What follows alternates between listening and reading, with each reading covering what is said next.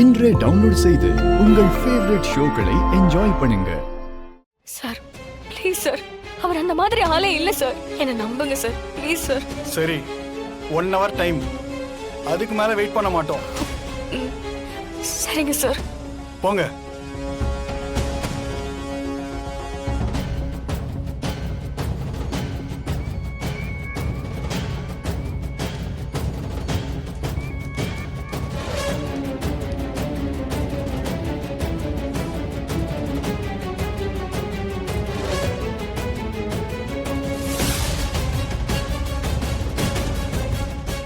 என்ன தமிழ் இப்படி ஆயிடுச்சு? இப்ப என்ன பண்றது? எனக்கு எல்லாமே டவுட்டா இருக்கு.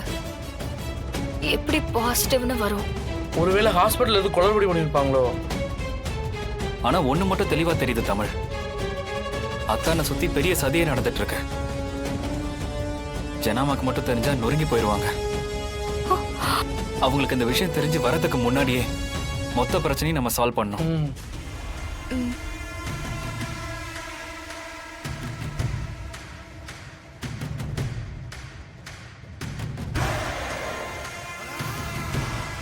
முருகா, முருகா சார் சொல்லுங்க சார். என்னையா தாபாக்கு ஃபோன் பண்ணீங்களா இல்லையா? பசி வயித்த கில்லுதியா, எப்ப சாப்பாடு கொண்டு வருவாங்க? அந்த பொண்ணு என்ன பண்ணுதா? இப்பதான் சார் போன் அடிச்சேன், சூட ரெடி பண்ணிட்டு இருக்காங்களா, கொண்டு வந்துருவாங்க சார். சீக்கிரம் வர சொல்லியா, மாத்திரை போடணும்ல. சரிங்க சார்.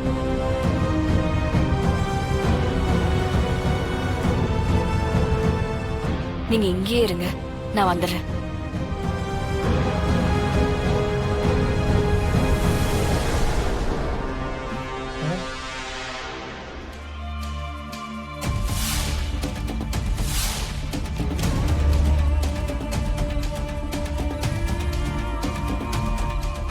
ப்ளீஸ் ஹெல்ப் பண்ணுங்க.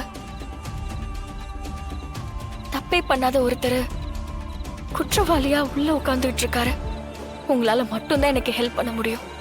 பல வருஷமா அவங்களுக்கு சாப்பாடு கொடுத்துட்டு இருக்கோம்மா, தெரிஞ்சா பெரிய பிரச்சனை ஆயிடும்மா. சார் அவர் நல்லவர் தான் சார், ஏதோ சதி திட்டம் நடக்குது. ப்ளீஸ் சார், தயவு செஞ்சு எனக்கு இந்த உதவியை பண்ணுங்க. அப்பா ஹெல்ப் பண்ணலாம்ப்பா. ம் சரிம்மா. சார் நேத்து கொடுத்த டிஃபன் பாக்ஸ் உள்ள இருக்கு. எடுத்து போமா.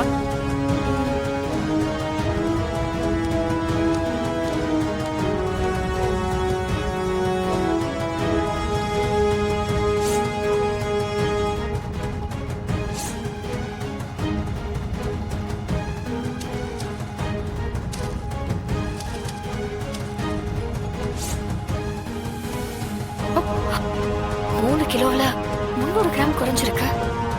போலீஸ் சிபி சார் கிட்ட சீஸ் பண்ணது 300 கிராம்னு சொல்றாங்க. இந்த 300 கிராமும் அதுவும் ஒண்ணுதானா?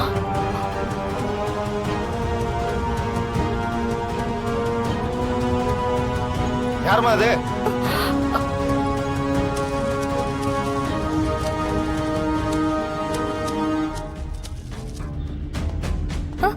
என்னம்மா கேரியரை எடுத்துட்டியா? அது டிஃபன் பாக்ஸ் காணோம் சார். மா இங்க இருக்குமா, எங்கம்மா தேடிட்டு இருக்க?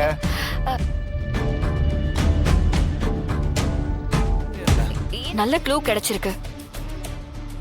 அடுத்து என்ன செய்யணும்னு சொல்றேன், 2 பேரும் தெளிவா கேட்டுக்கோங்க. என்ன தமிழ்?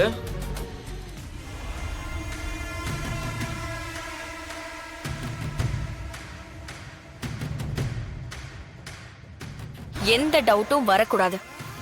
சரி தமிழ், நாங்க பாத்துக்கிறோம். போங்க. சரி.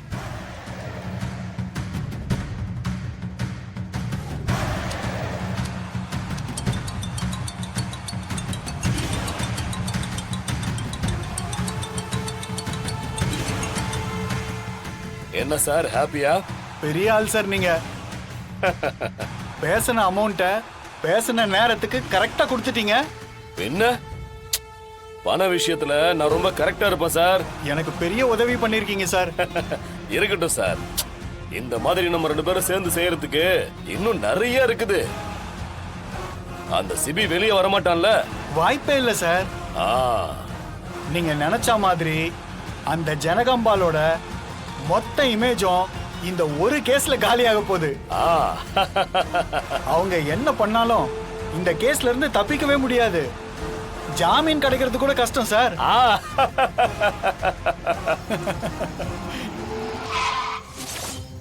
சார் நான் அப்புறமா கூப்பிடுறேன் சார். ஆ சரி சரி சரி சரி. அப்போ இது லஞ்ச பணம் தான். நாங்க சந்தேகப்பட்டது உண்மைதான் இல்ல? அரெஸ்ட் பண்ணலாமா உங்கள? சார் சார் நான் ஒண்ணுமே பண்ணல சார். என் மேல தப்பு இல்ல சார். மரியாதையா சொல்லு, இந்த பணத்தை உனக்கு யார் கொடுத்தது? யார் கொடுத்தான்னு உண்மையை சொல்லிட்டா இந்த கேஸ் வந்து தப்பிக்க நாங்க உனக்கு ஹெல்ப் பண்ணுவோம். இல்லேன்னு வச்சுக்க, இப்பயே உன்னை அரெஸ்ட் பண்ணி மீடியா முன்னாடி நிப்பாட்டிடுவோம். சார் சார் 20 வருஷ சர்வீஸ் சார். என் கரியரே காலி ஆயிடும் சார். அப்ப உண்மையை சொல்லு. குறிஞ்சிநாதன் தான் சார் லஞ்சம் கொடுத்து ஜனகம்பாலோட பேரன் சிபிய போதைப் பொருள் கேஸ்ல அரெஸ்ட் பண்ண சொன்னாரு. குறிஞ்சிநாதன்.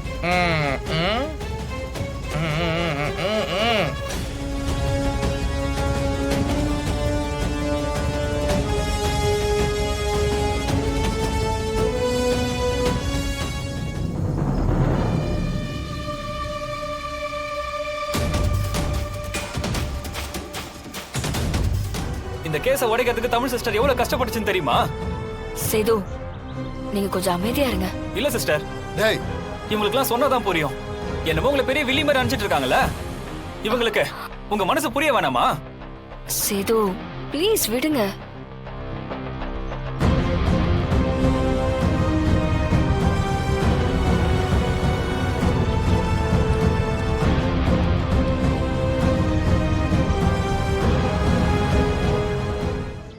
நீ இல்லைன்னா என்னை குற்றவாளின்னு முத்திர குத்திருப்பாங்க. என் லைஃபே காலியா இருக்கும்.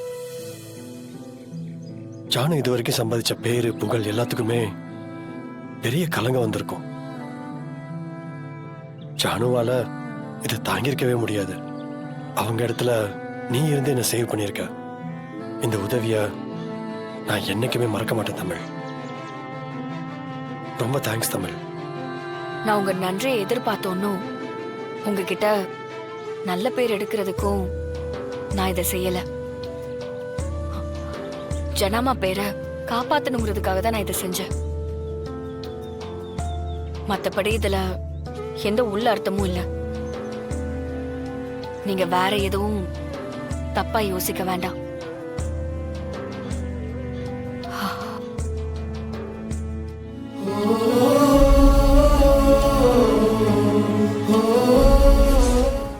என் அத்தைக்கு மட்டும் இது தெரிஞ்சிச்சு,